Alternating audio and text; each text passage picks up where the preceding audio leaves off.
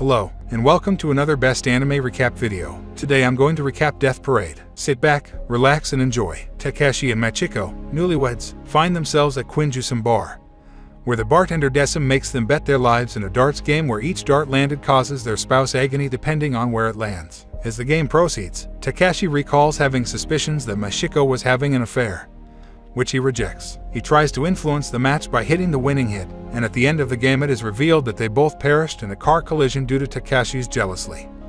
And Machiko later states that she only married Takeshi for his money. Decim takes them to the elevators after preventing Takeshi from further assaulting Machiko. Takeshi is reborn, and Machiko is sent down to the void, which is basically another word for hell. Nana transports a black-haired lady with no name or recollection to the Quinjusum, where she is appointed to be Decim's helper. Nana leads the woman backstage to see the darts game between Machiko and Takeshi while explaining the essence of the games. After the game, the lady reveals her opinions, claiming that Machiko had a one-time romance that she regretted and that she lied about her baby's paternity to save Takeshi's soul. This surprises Decim, who apologized for maybe making an error in his judgment. Two more amnesiac youths arrive at the Quindesium for another round of the game. The selected game is 10-pin bowling. The balls contain each other's hearts, which pulse in response to their owner's emotions. As the game progresses, the two become friends and begin to recollect memories from their past. The male remembers being a college student called Shijiro Miura, while the girl remembers being a girl named Chisato Miyazaki, who was childhood friends with him before moving away. Shijiro then recalls both himself and Chisato dying on the same bus,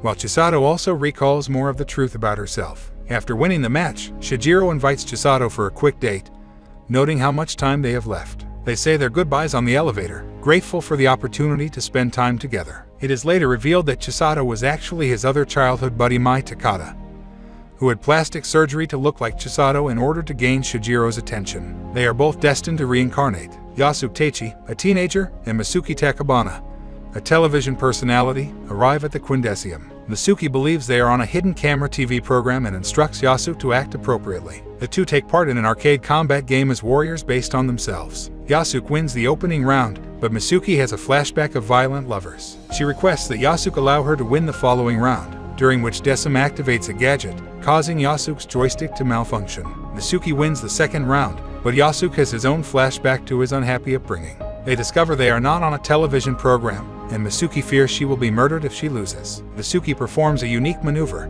but Decim causes her joystick to fail, stating that exposing a soul's darkness and passing judgment is vital. Desperate to win, Masuki physically attacks Yasuke and knocks him unconscious. Despite her remorse over her actions, Decim forces her to continue playing the game. Yasuke regains consciousness and fights back with his own special move, with the match ending in a double knockout. Yasuke murdered himself, while Masuki was slain by her enraged assistant. Decim reincarnates Yasuke while sending Masuki to the void. Nana is subsequently seen reading a children's book titled Shavat. The black-haired assistant has had a recurring dream involving a boy and a girl, and she is astonished to see the same girl on a panel behind the bar. Two new customers, a guy and a young boy, enter at the pub. When the man recalls having been there before, Decim is taken aback and the man becomes violent as Decim is forced to restrain the man. The small child, who is revealed to be another arbiter in disguise named Jinty, puts both him and the assistant to sleep. Jinty accuses Decim of failing to judge his deceased aide. Jinty strikes Decim for his disobedience, but is stopped by Nanae, who explains that the visitors were part of a test for Decim. Decim didn't understand the youngster had no memories because he was preoccupied by the man who was a decoy implanted with memories later.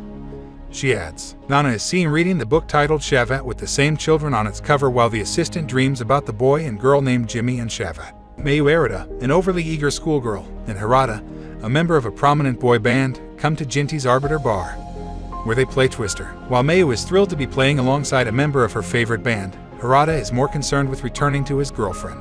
When Mayu and Harada demand a break, Jinty alters the game, forcing the atmosphere to shift from warm to freezing cold with each separate panel they tread on. Mayu and Harada are placed in a life or death scenario over a pit of spikes. Mayu chooses to forfeit and let herself fall just as Harada is ready to push her off to rescue himself. Harada grabs her, feeling sorry for causing one of his ex-girlfriends to commit suicide. Mayu lets go to save him, but instead of dying, she falls safely on rubber spikes. She then recalls dying after tripping on some soap, but Harada recalls being murdered by his lover in retaliation for the death of her sister, who was his ex-girlfriend. Later, once Mayu dresses into a kimono, Harada develops an interest in her and they give a performance for the Arbiter staff. The assistant stumbles upon a book that has the same scenario that occurs in her nightmares, leading her to recall some memories and realize she is in fact dead. When she questions Dizim about the book, he informs her it belonged to Quinn, the previous arbiter of Quindecim. Nana challenges Dizim about why he did not use his remote gadget to influence the outcome of one of Quinn's death games in a flashback to his training.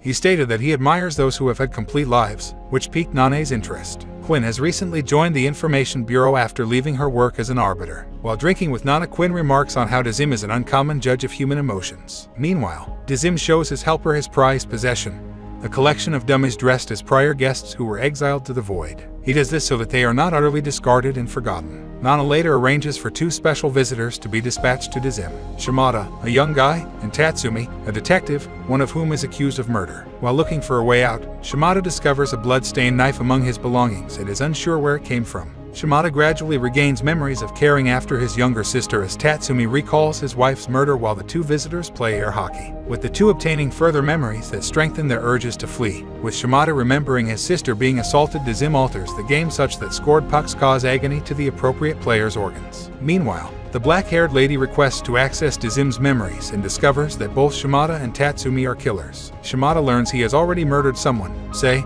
the guy who molested his sister. Tatsumi also remembers killing his wife's killer and that Shimada was the one who murdered him. Tatsumi appears to have observed Sei being assaulted in order to have enough evidence to convict her abuser. Shimada, on the other hand, felt Tatsumi was a passive partner in Sei's assault and stabbed him to death. Dizim allows Shimada to impose retribution on Tatsumi by stabbing the pucks holding Tatsumi's organs, but his assistant opposes, claiming that he cannot assess people's souls only based on their memories. She attempts to dissuade Shimada from punishing Tatsumi, but Shimada succumbs to his rage and murders him. Dizim is surprised by his assistant's ideas, which claim that individuals are more complex than they look on the surface. The episode concludes with the devil above the elevator, implying that Shimada and Tatsumi were both banished to the void. The void being hell. Following the previous game, Dizim begins to doubt his ability to assess individuals. Nana warns him that he must still assess his assistant since she will turn into a dummy if she is not judged. He declines to have her memories conveyed to him, and Nana sends him a new visitor, an elderly artist named Sachiko. Dizim the helper and the woman play old maid with cards with designs based on things significant to them.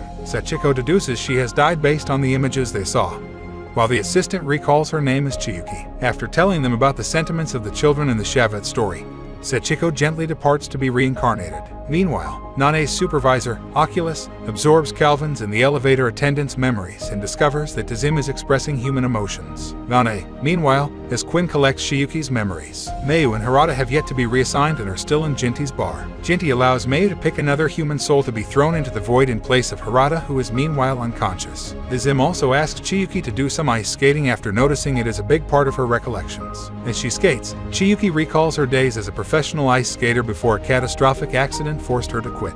This caused her to become terribly sad and commit suicide. Dizim and Chiyuki share one more drink before he puts her to sleep and begs Quinn to tell him her memories. Meanwhile, Mayu has chosen to remain with Harada and share his fate rather than sacrifice someone else in his stead. Jinti questions her devotion to Harada, and she just states that it is her decision. She sends them off on the elevator together, and as they transform into dummies, Harada awakens, allowing them to have one more hug before crossing the void. Oculus challenges Nana's tactics in order to demonstrate that arbiters are more than dummies. Dizim takes Chiyuki to her former residence, where she sees that her mother still cares for her, making her regret her suicide. He gives her the option to return home in exchange for the life of another, and she considers accepting, but recalling how everyone she met in the Quindecim had someone who loved them, she eventually chooses against it. This leads Decim to have tremendous and unpleasant emotions, and discloses to Chiyuki that this was part of her judgment. Nana uses Oculus to monitor the outcome, indicating that understanding human pain is a vital element of being able to assess them. Dizim watches as Chiyuki is reborn. Nana and the other arbiters, vainly striving to smile, consider the ramifications of their system if arbiters come to comprehend human behavior. Dizim subsequently greets new Quindecim patrons with a barely visible smile, and the bar now has a mannequin modeled after Chiyuki. The end. Thanks for watching. Stay safe and see you again soon with another video.